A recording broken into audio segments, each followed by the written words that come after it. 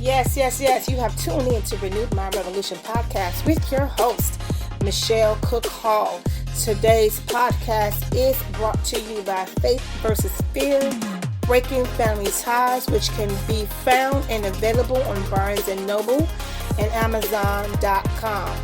This podcast is designed with you in mind to remind you that you can always click that reset button and start all over again. It's never too late to be great. So now I want you to sit back. I want you to relax.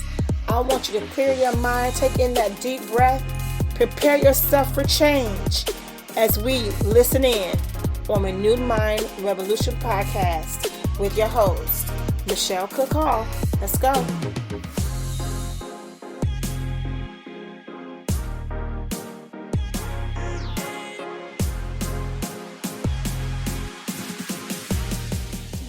Yes. Welcome to Renewed Mind Revolution podcast. I am your host, Michelle Cook Hall. As always, ladies and gentlemen, it is my honor and my pleasure to be able to share some tips, some tools with you that I know will assist you in becoming a better you. Today is a great day. Why is it a great day? Because we are walking in the land of the living. We are breathing the air from the land of the living, which means we have another opportunity to get it right. We were awakened. Come on, we were awakened this morning.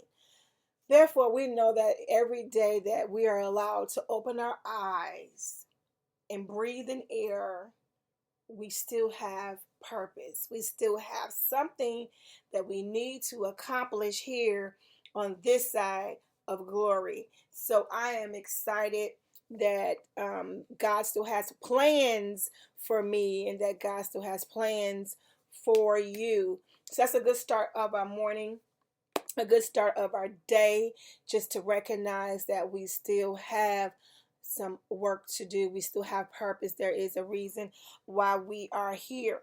Listen, today, let's just get into it. Let's talk about an afterthought. That's what we're going to do. We're going to talk about that. You know, I like to give you something that will give you a thought. Look at me playing with the words, you guys. But I want to give you something that's going to give you a thought today. And what I want to talk about is an afterthought. We always talk a lot on this particular podcast about thinking, right? The title of our podcast is Renewed Mind Revolution Podcast. Renewing of our minds, right? The ability to undo all of the damage that's been done since, in some cases, birth, right? So, for example, really quickly, someone could have been taught, indirectly or directly, that they are worthless, that they have no purpose, that they were a mistake. And that would play a part in their development. And if you think that's not going to affect them in their life, then you are in denial.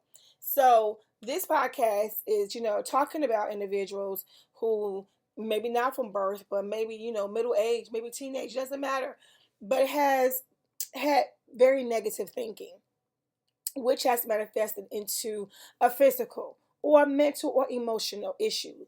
And so we just talk here about taking the time to, look at it, get to the root of the issue, knowing that there is a resolution there is a way to heal from that issue, uprooting it, and begin the healing process. We talk about that it's never too late to click the reset button and start all over again, because you could start from your 20s, your 30s, your 40s, your 50s, 60s, 70s. It doesn't matter, as long as you are walking in this world, as long as you're breathing in this world. Let me not say walking, but as long as you're breathing, as long as you're alive, as long as you are on this side of glory, then you're able to click that reset button and give yourself another chance. So today we're going to just talk about the afterthought. And what I mean is sometimes when you work very hard at managing your thinking, not saying negative things, you're not practicing negative things, but you're trying to speak life. You're trying to speak hope. You're trying to speak positivity, right? You're speaking it, but then you have this little creepy little thought. I call it the afterthought, because you're putting in work to speak life. You're putting in work to say, yes, I'm going to be, fine. Yes, I'm coming out of this. Yes, I will be healed. Yes, I'm going to recover. Yes, I will get delivered from, the drugs or my trauma. I will get better. I will be stronger. And you're working that. You're professing that. But then you got this little creepy thought that comes across. It could be in the middle of the night. It could be while you're driving your car. It could be while you're taking that little nice brisk walk. You try to find a place of peace. You try to find a place of, comfort and solitude. And here comes this creepy thought that's very nagging. I'm trying to be very specific with my words today. You get this very nagging thought that will come in, and although it could be very small, its intention is to unravel and undo all of the professing that you have done. And I call it the afterthought. The afterthought. And I want to talk about that because I think that, sometimes we get used to having this little nagging afterthought and we entertain it. We allow it to stay.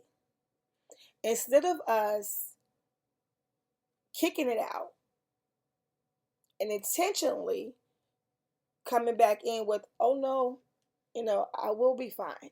I will get better. We entertain it. We entertain it. We allow that to be our truth. And over time, the afterthought just becomes the thought. It becomes what you're practicing. It's becoming what you're believing now. It's becoming what you're thinking on a regular basis.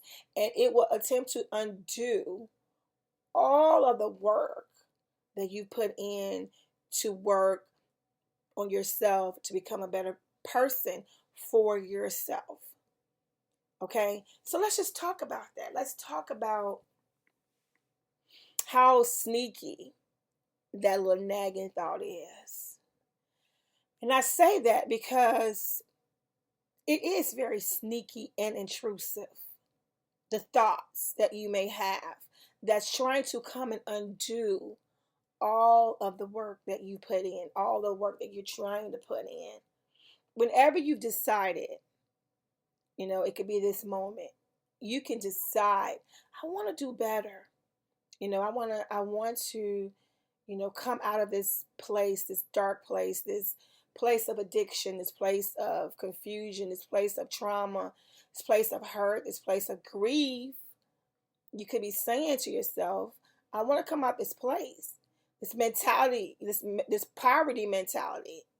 And poverty, I don't mean just finances, but I just mean this poverty mentality, hopelessness. And you could be saying, I want to come out of this. And then you start putting in that work. You're reading the material. You are listening to healthy podcasts such as Renewed Mind Revolution podcast. And you're exercising, and you are putting in the work, right? You're connecting all the right dots. And then you find yourself in a moment where this very sneaky and intrusive thought will come in and say to you that it's going to be harder than what you think. You've been doing this for such a long time. What makes you think that, this is something that you really can do? What makes you think that this is something that you really can handle? I mean, you're being in denial. Your grandmother told you that you would never be anything. Your grandfather told you, your mother told you, your aunties told you. You have a whole lot of people who see something that you just in denial about saying about yourself. They've seen you at your lowest. They know you. They know that you've done this over and over and over again.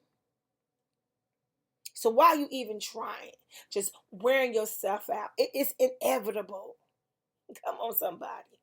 It's inevitable what's going to happen. So you might as well just stop. This is just too much. You've been hurt too much. You've been through too much pain, too much trauma. You've been broken. It's nowhere in the world you can undo or have this be something more than what it is. This, how can you recover from this intrusive thoughts? Come in and begin to feed you all of this information. You come from a whole line of people who've done the same thing. Nobody has ever changed. Nobody has ever, accomplished anything, or, no one has ever come out of the place that you're in. None of the people are in that. That's just the way it is. You too old, you too young, you too everything. Okay? And that's how the intrusive thought works. And you might say to yourself, oh, that's cool, but I'll just knock that out. But you got into this place that originally you were from because you didn't. So the intrusive thoughts, it kind of feels like it has a right to come in and begin to just, tell you about you, tell you what you're not able to do, what you're not able to handle, what, that you won't be productive, that you won't be strong enough to resist the addiction, to resist the temptations, to resist old habits. Okay? It would try to feed you these things. Your struggle. The one of the worst things that I think that intrusive thoughts, which is the afterthought, can do is tell you that this place that you're in will never end. The place that you are in will never end. And that is the biggest lie ever. It is the biggest lie ever. But it feels real, right? It's amazing how powerful our thinking is. We talked about this a lot in other podcasts, but it's imperative for you to understand how powerful your thinking is. We know that our thinking can create symptoms that are not even real.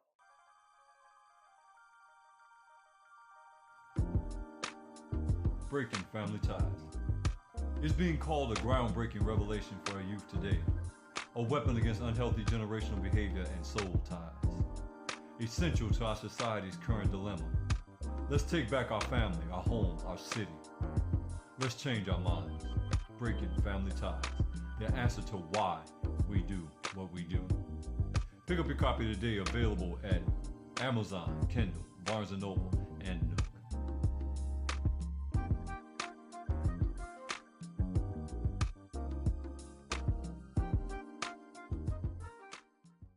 So what do we do? What do we do? How do we handle the afterthought? How do we handle the intrusive thought? Well, the first thing we're going to do is what we're doing now. We are realizing, acknowledging, recognizing that that's exactly what it is. It comes to undo, unravel, challenge everything that you are attempting to do. It's just a nasty reminder of, your past, of your pain, of your shame, of your grief, of your guilt. It's an ugly reminder. And so, what the truth is that we should take the position of there's no room for that. There's no room for that. And we're not going to give it room.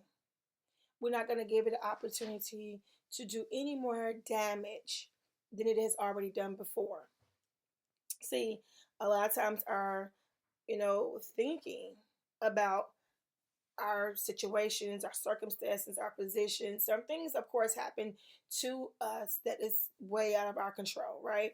People have done things to you from a child up, right? Or as an adult, circumstances, situations, whatever, it's been done to you, have nothing to do with you, right? But our control comes in with how we handle it. I can't control what someone has done to me. If someone invaded your space, someone harmed you or hurt you, or spoke bad about you, or physically done something, or emotionally scarred you. I mean, there's nothing you did to warrant it. No reason someone could say you deserved it. None of these things. Absolutely, positively not. But how we took a position after that, right? So if we decided, intentionally or not, but if we took a position of, damning ourselves, making ourselves feel as if we are guilty, taking responsibility and blame for what has happened to us, then that's something that we have to take the responsibility for. That's our part. It was our position. It was our position to, begin to just accept that negative thinking, that, damning ourselves or condemning ourselves, or, like I said, taking responsibilities for other people and their actions towards us. That was our choice to say, well, it's my fault. I must have caused that. I must have. And it's not a blaming thing for you. I'm not in no way blaming you no more than I would be blaming myself.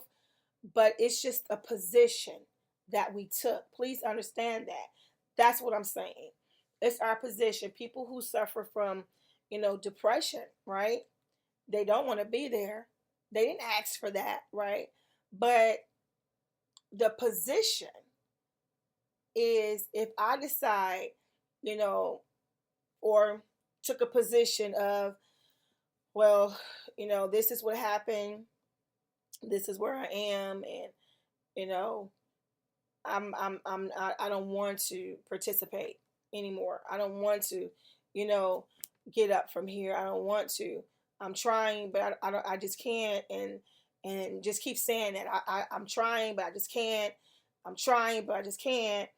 If I am repeatedly saying that, then I'm never going to be able to come out of that place. You know, um, I talk about anxiety a lot. I'm trying to just give a good example so that you guys can hear what I'm trying to explain about the position, with a position that we have taken, so that we can know how to take this back. Okay, so my point is to show you how to take this back. So, for example, with anxiety, we know that anxiety can make you feel completely numb, can make you feel disconnected. It can make you feel paralyzed. It just brings all these crazy symptoms, right? So, for example, say that, your anxiety was triggered by some form of trauma. And it's not your fault, of course. Say it's an accident, a car accident. It's a terrible car accident.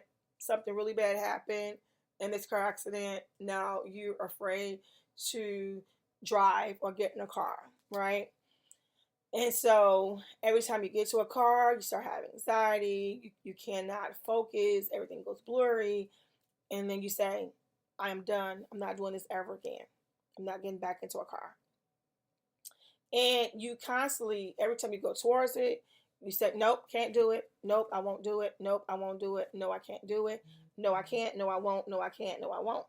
Once again, the accident was not your fault. The trauma that came after the accident is not your fault, right? But intentionally saying, I'm never doing this again. I can't do this again. I won't do this again. I can't do this again. I won't do this again. That's your position. That's the position that you took. And with that position and that type of thinking that you constantly repeated to yourself, made you incapable at this point to do it, because you constantly say, I just can't, I just can't, just can't, just can't. But we know how powerful the mind is. We know that, saying that it's going to make you paralyzed and not be able to do it. So understand this. The total opposite is possible too. There are people who have gotten into cars and got into major accidents, and people have actually died. And they got back in the car and they drove, right? And that's not saying that your situation makes you weak or anything. Not one bit. It does not mean that. That was just a position that you took.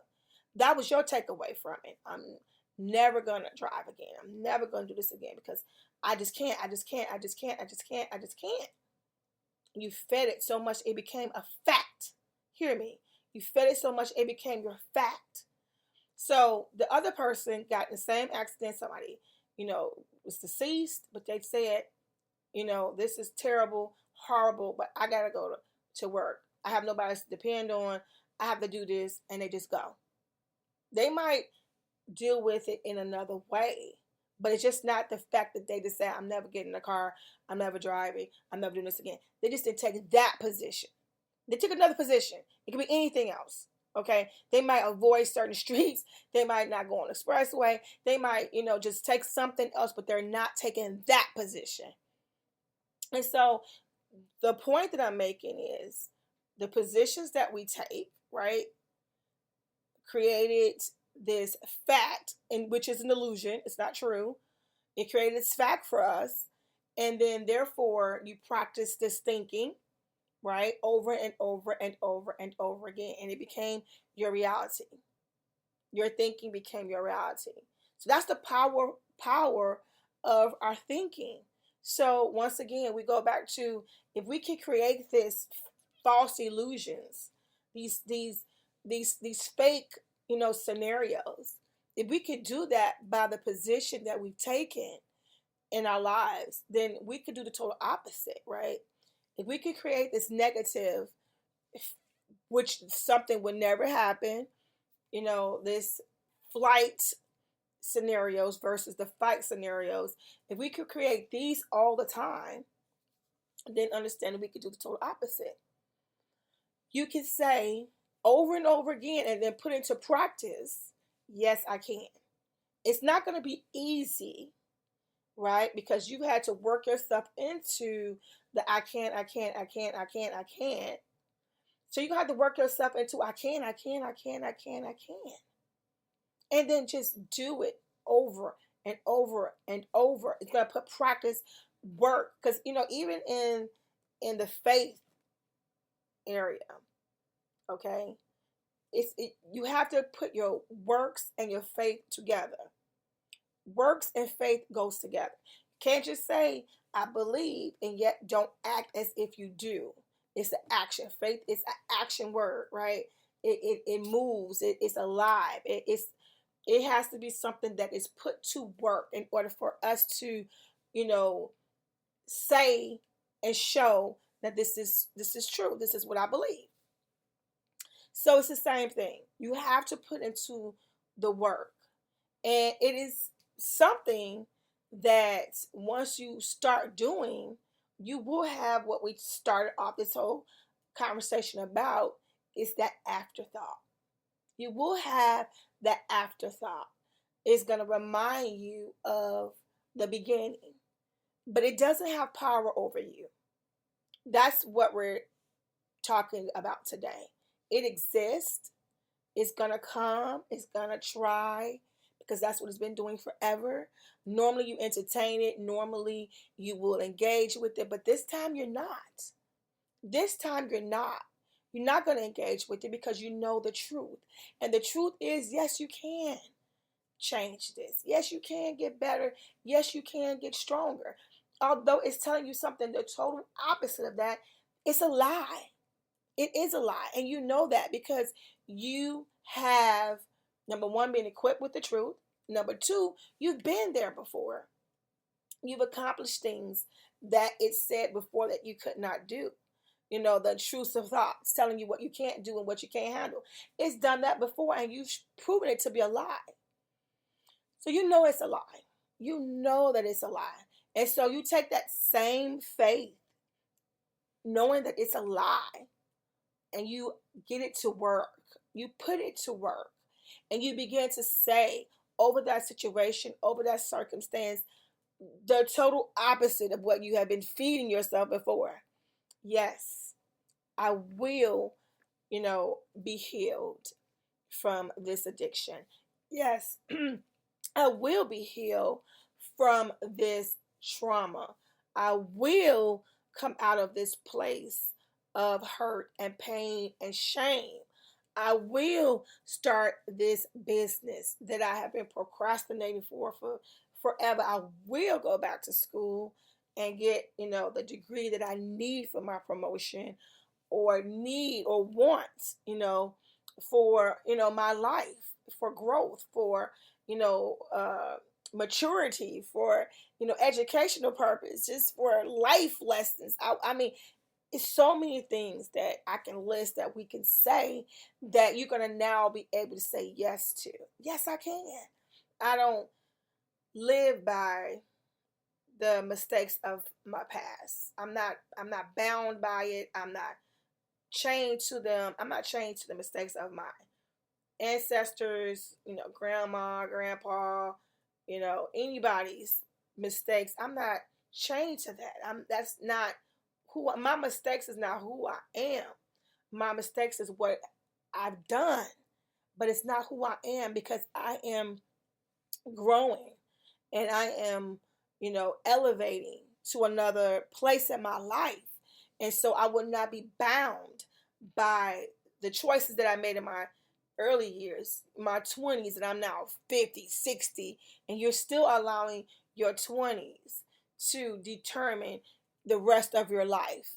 Come on, let's be realistic, people. You've done that early in your life. You made those choices early in your life. You don't have to be bound by that guilt. I've shared with you before one saying that I loathe is you made your bed, you lie in it, right? Okay. I don't like that.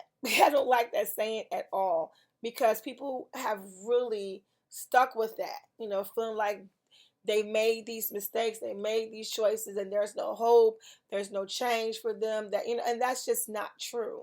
We're not bound by our mistakes. We're not, stuck there in that place.